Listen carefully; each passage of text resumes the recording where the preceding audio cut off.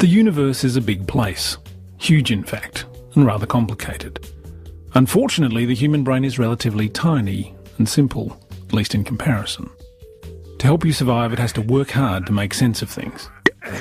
It does have some clever tools to help it achieve this. It can turn experiences into symbols, recall sensations, and identify patterns. But most mental tricks take a lot of energy, and so your brain takes shortcuts. For example, it will seek out ideas that confirm what you already suspect. It will find the ideas of people you trust to be more appealing than those of people you don't. It will take your own experience and treat it as evidence. It will blur the lines between what you feel to be the case and what you know to be the case. Most of the time these tricks serve us so well, we're hardly even aware of them. But sometimes they mislead us. The biases which can be so useful can also blind us. And in a complex world of differing opinions, it's hard to know when to think using shortcuts and when to put some effort into using our heads. Thinking doesn't always need to be hard, however. Logic is a useful way to identify ideas that are likely to be helpful. Logic is a way to combine ideas to come to a conclusion. It's like maths, only it can deal with more than numbers. You've probably used it already. Think about the last argument you had. Did it go a little something like this? But everyone else is allowed to go, why can't I?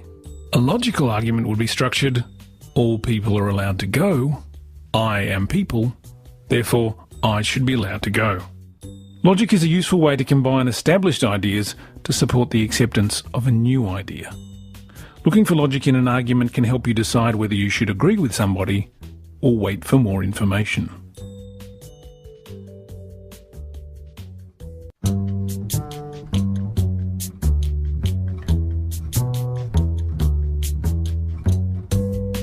Like maths equations, logic has a structure. It looks a bit like 1 plus 2 equals 3. On one side of the equation, we have things we already know or agree upon. On the other side is an answer that's true so long as the numbers on the other side don't change. In logic, an idea is called a premise, which can be put together with other premises in such a way that they lead us to a conclusion. One premise might say magnets attract iron. The other premise might be this object is made from iron. Without seeing it, you can logically say that the magnet will attract this object. But what if you swap around the information? Say magnets attract iron and this object is attracted to magnets. Can you then say that this object is made from iron? Unfortunately not. It still looks like logic, but the conclusion no longer works. Magnets not only attract iron, but other metals as well, such as nickel. This broken logic is called a logical fallacy. This particular example is a formal fallacy, because its form looks similar to logic, but is false. In Latin, and in legal circles, it's called a non sequitur, which means does not follow. It's easy to mistake a logical fallacy for the real deal if you're not careful. People do it all the time, sometimes by accident, and sometimes to fool you. Knowing the structure of a logical argument is important. You wouldn't make the mistake of thinking 3 plus 2 equals 1. Rules are rules after all. Yet breaking the rules of logic can make an answer seem right when it isn't.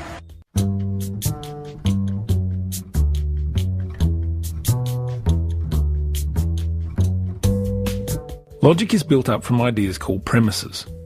Even if they seem logical, it's important to pay attention to those premises to make sure that they're not made of straw.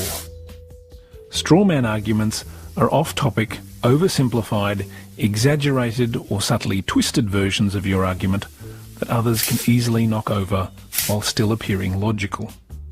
For example, perhaps you're discussing whether vaccinations can help reduce the number of people who fall sick from a particular virus. In response, another person puts forward a counter-argument claiming pharmaceutical companies make large profits by selling vaccines. The focus of the argument is being shifted from the benefits of vaccination to profiteering.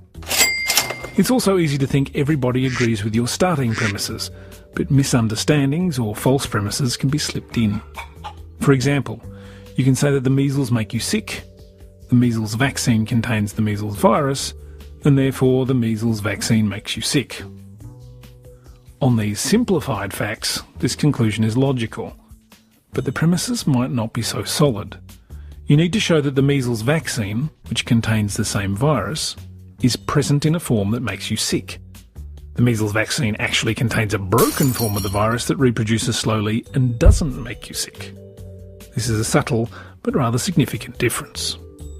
Even oversimplifying a disagreement down to for and against, true or false, black and white, may be used to mislead you. Remember, there can be more than one solution.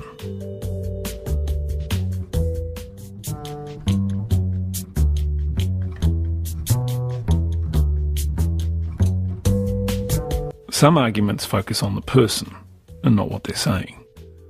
A way to keep your focus on the discussion is to think of the sporting phrase, play the ball, not the player. It's hard to listen to people we don't like, and difficult to disagree with those that we trust and admire. But there's a difference between who a person is and what they're saying. For example, you might not like a particular fossil fuel company because of past illegal and unethical behaviour. A smiling representative from the company comes on television and claims their chemical research division has discovered an environmentally friendly, clean form of petrol. It's too easy to be suspicious of their actions. After all, you don't like them. They could be lying to make money. The company's history may imply its actions could warrant closer attention and further discussion, but you can't logically claim that they're wrong based on that argument alone. Linking your dislike with your disbelief is playing the player, not the issue. You can't be an expert on all things, and how you feel about a person can be a tempting first step in deciding if you trust them. But arguments based on who you trust and who you suspect just aren't valid. We turn to experts when we're looking for good advice. However, claiming a conclusion is logically true because an expert made the claim is a poor argument. Climate change is not a concern because experts say so, it's a concern because the facts and the logic indicate that global warming is a sound conclusion. That doesn't mean that we should ignore experts. Instead, we need to ask questions to better understand the facts and the logic that they use.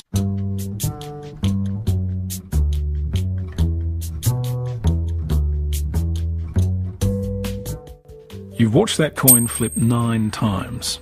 Heads, tails, then heads again, then tails, tails, tails, tails, tails, tails, and what's going to come up next? Tails has been having a pretty good run, so it must be another tails. Or are we due for another heads? There are patterns everywhere in the universe, and our brain is very good at recognising them. Perhaps too good. You can readily see patterns that just aren't there. In truth, there is a 50% chance of heads and a 50% chance of tails after every toss. It doesn't matter what came before, and luck doesn't come into it. At all. But it's hard to shake that feeling that there's a pattern in there somewhere, if only we look hard enough. This is called the gambler's fallacy, our assumption that probability changes depending on past results. And this may explain why casinos make so much money. It's all a matter of probability, one of the more complicated forms of logic. In fact, it's so complicated that it was only a few centuries ago that some smart French chaps by the names of Pascal and de Fermat worked out much of the mathematics behind it. Our brains make it difficult for us to see the logic and probability and lead us astray. We're wired to link the things we see as if they're related. For example, seeing a flash of lightning and hearing a boom of thunder makes it seem as if the thunder was caused by the lightning. And there are plenty of reasons to believe that's true. But what if you ate a hot dog and then got sick? Was it the hot dog, or was it something else entirely? Medicine is full of such head-scratching questions. People take pills and feel better. But a lot of logic and probability is needed to determine whether the pills were truly responsible. Just because one thing follows another, even if it happens a few times, does not necessarily mean that they're linked. There could be other factors, or it could simply be coincidence.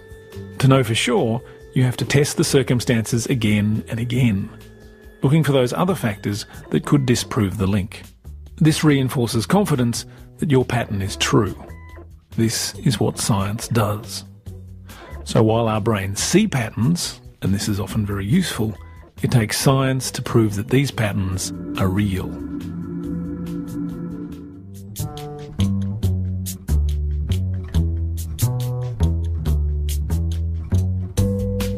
Not acting till you have a good idea of any adverse consequences is called the precautionary principle. This happens every day. Products are tested before they go to market to prove that they're safe, because there's a chance that they're not. But it's difficult to remove all concerns about the risks associated with every single action, let alone those based on the complex series of tests and observations required by science. And here we run into some confusion about how science works. Some say global warming and evolution aren't facts, they're just theories. But there's no just about it. In science, the word theory doesn't mean I reckon. It means a well-tested rule which is based on logic, explains repeated observations, and has been used to make accurate predictions. This makes them incredibly useful and difficult to ignore. Newton's theory of gravitational attraction is a theory. It explains how objects with mass move the way they do. It's a theory so useful that some 300 years after it was first published, it's still used to send objects from Earth to the far reaches of the solar system. Observable or proven facts are only part of science. When we're faced with risks, it's natural to want to wait till there's 100% certainty about it. Unfortunately, that's impossible. The best that can be achieved is that given all our current theories, repeated testing, logic, and the facts, that we're reasonably confident something is safe. And this is where the precautionary principle can be misused. Waiting for more information is useful, but waiting for that unattainable 100% certainty prevents anybody from doing anything.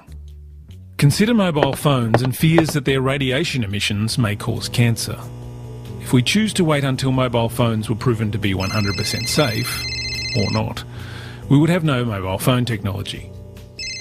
Cancer is not something to be taken lightly, and concerns should never be dismissed, but waiting for irrefutable data, which is logically impossible, is a bad way to make decisions. And by doing so, we may lose amazing opportunities or encounter new risks. Asking about risks is sensible, but demanding 100% safety stops technology from evolving.